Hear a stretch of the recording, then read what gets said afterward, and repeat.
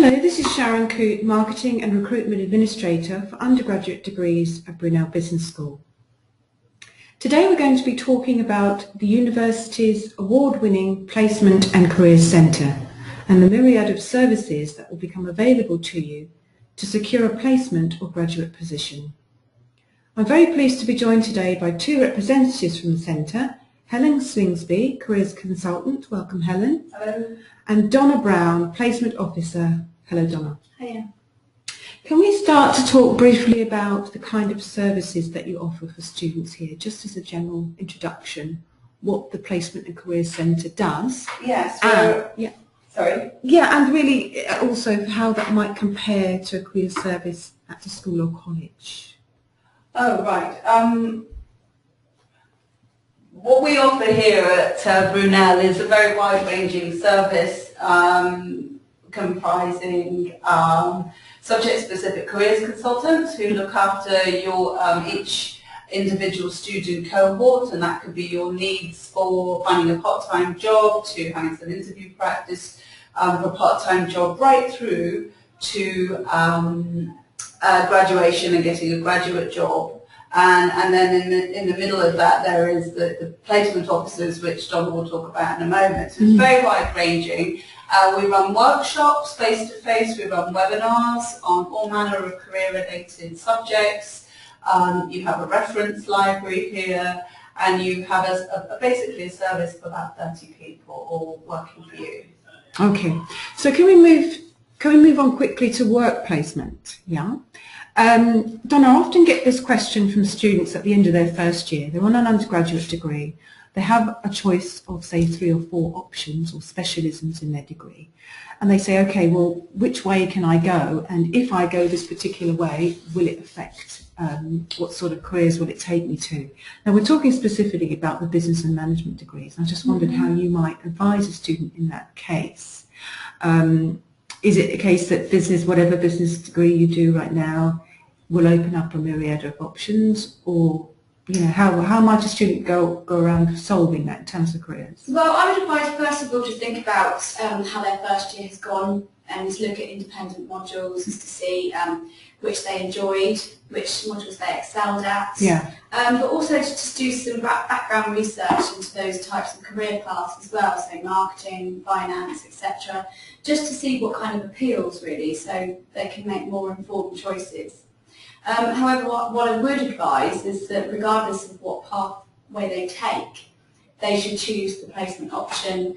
But even at that stage, they don't have to pick a placement that is 100% relevant. So, for example, if they're following a marketing degree pathway, they could still do a more of a general business placement, and so their options are still very much open. And so then during that placement year, it could either cement their passion of a certain subject, or it could open their eyes to different pathways. Okay. All right. So how does the student actually go about securing that placement? How does the process work? Could you just talk briefly about that? Sure. There's a lot of support during your first year whilst at University at Brunel. You can work with Helen and her team on the careers with the careers consultants, and through that you can start to sort of develop your experience and part-time work, etc. But then when you progress on to the second year, you then have a dedicated placement officer, and so I work for business school. Okay. And I deliver a pre-placement module, and I would help you to understand what sort of career path you might want to take. I'd also help you to understand where your strengths lie, helping you to develop a really strong CV, understand the recruitment process, master interviews, etc. But we also advertise many placements as well on our Blackboard system. Okay. And so we would work with you throughout your whole second year to help you sort of develop confidence in applying to placements, and also to help you with sort of making applications and interviews, and also giving you advice on perhaps which placement to accept, etc. So there's a whole year's worth of support. So when does a student have to have that placement in place? What's the deadline? Well, you would generally start looking for a placement as soon as you start your second year, or you can start preparing for that earlier. But you have until the following September, so you have a whole year to secure a placement. Basically, we ask that you secure a placement pretty much by the time you're due to start your final year. So that just gives you a lot of time to find a placement. Okay, and going on to employers for a second then, how do the employers who want to employ Brunel students on placements, how do they advertise? Do you have relationships with lots of different employers for business, or how does it work? We certainly do. We advertise literally hundreds and hundreds of placements every year. And this is ranging from, the huge multinational corporations, and obviously those placements are very well advertised externally anyway, through to the very tiny, small startup. We have a lot of exclusive relationships with employers who only come to Brunel to advertise their placements.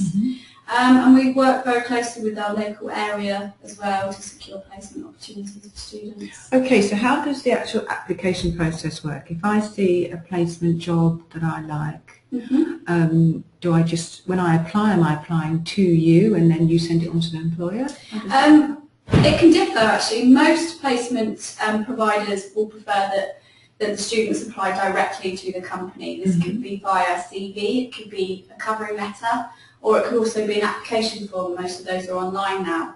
But however, we do offer quite a bespoke service to employers. So if employers want us to collate CVs and covering letters, we can absolutely do that, and then we would then send them on to the employer after the deadline.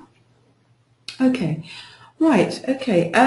Shall we move a bit on to careers now, Helen? Back to careers. Can you tell us what the difference is between looking for a placement and looking for a graduate position? Is there a difference? Not really in terms of the skills that you need and the overall general support that you get, but the way we break it down is how Don's described. So placement officers will look after placing you, and we do the rest within the department, and that could be, like I was saying, anything from helping you find a part-time job or work experience throughout your time at universities through to landing that graduate job. Okay, and can you talk a little bit about those recruitment techniques that employers use these days? I know it's very different from perhaps when I was looking a job when I first left A-levels, for example. What sort of techniques? You hear horror stories about panels and all sorts of things. Yes, there's all sorts of means of trying to interview and assess students these days, but I'm not sure it's particularly changed. I think you go through the gamut of either of being interviewed, or there is an assessment day, which I think they existed before. They're probably used a lot more prevalently now, where you may turn up for half a day, be asked to deliver a presentation, be given a group activity and interviewed all in the same day. And that is largely so the recruiters can save time, save money, assess everybody at the same time. We've got benchmarks, so we can help you through that. I would say that. And the other thing that's changed is most activities now is online. So you'll apply online, you're using email to send your CVs and covering letters. There's very little that's really hard copy anymore, which it used to be. Okay. So not everyone has a clear idea about what they want to do for their career. It's understandable. And I just wondered what sort of resources that you have in the centre. Yeah, so we have a fantastic website, and on that website we have all manner of exercises you can do to sort of work out. They provide links to all sorts of exercises you can do to work out what your values, your interests, your skills are, to provide clues for the future. I deliver workshops to that end as well. There's a career tools assessment sheet you can fill in and then take to your career consultant and be coached around that. So there's lots of activity that you can do. And as I say, we do webinars and workshops about that as well. And we strongly recommend you start thinking about that sooner rather than later. And the attitude is that you need to know yourself to sell yourself. Okay, so with the first year of study? Yeah, definitely. It's all about, you join the first year and you're in a very lucky position there of being able to experiment. And it was like Donna was saying, you don't necessarily have to plumped for the thing or the placement or that particular work experience. You don't have to spend your entire life doing that role just because you did a placement or a piece of work experience, and it's all about getting to know what you like and don't like, what suits you and what doesn't. Mm. Can you talk a little bit about some of the events, other events that you would have, that you run here? Do you bring people in to talk to the students? Yes, we have throughout first and second term, we have employer visits, so they operate sort of on Wednesday afternoons typically, sometimes in the evening, so we have a range of people coming to do that, from big companies like Land Rover Enterprise to smaller operators, recruitment consultants, accountancy firms, that sort of thing. And then on top of that, we run a variety of careers uncovered events, which give students the opportunity to meet people from different sectors. They're very popular. And then we run alumni events as well, which again are very popular because you can meet people who, they're not necessarily much older than the students, and they can hear their stories and find out what they did to move on. And we have a careers fair as well in the first term. Okay. And our careers fair is on the 14th of October this year. Okay. Can I ask you then, when does my relationship with placement and careers end? Because you mentioned alumni. Yes, we give support to our students up to 2 years after graduation. Okay, makes sense. Okay. All right. You're an award-winning centre. Could you talk a little bit about that to end with? What sort of things that accolades we've collected, and what? The award was won for the placement office, the placement team, and it was highly recognised for the activity in that department, in the sort of the strength in that department, in what is a very in-demand area where employability is really top and matters very much to the university from the Vice-Chancellor down, so it was recognition for that. Excellent.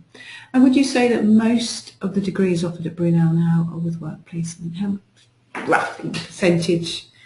I know for business all of ours are. Yes, I'm not quite sure about that statistic. It might be 60–70% have placements, but you'd have to check your facts. Okay. So just to conclude then, I mean, for the student who might be dithering between a 3-year programme and a 4-year programme, what are the big advantages of doing that? Well, I would say that's a very easy decision to make.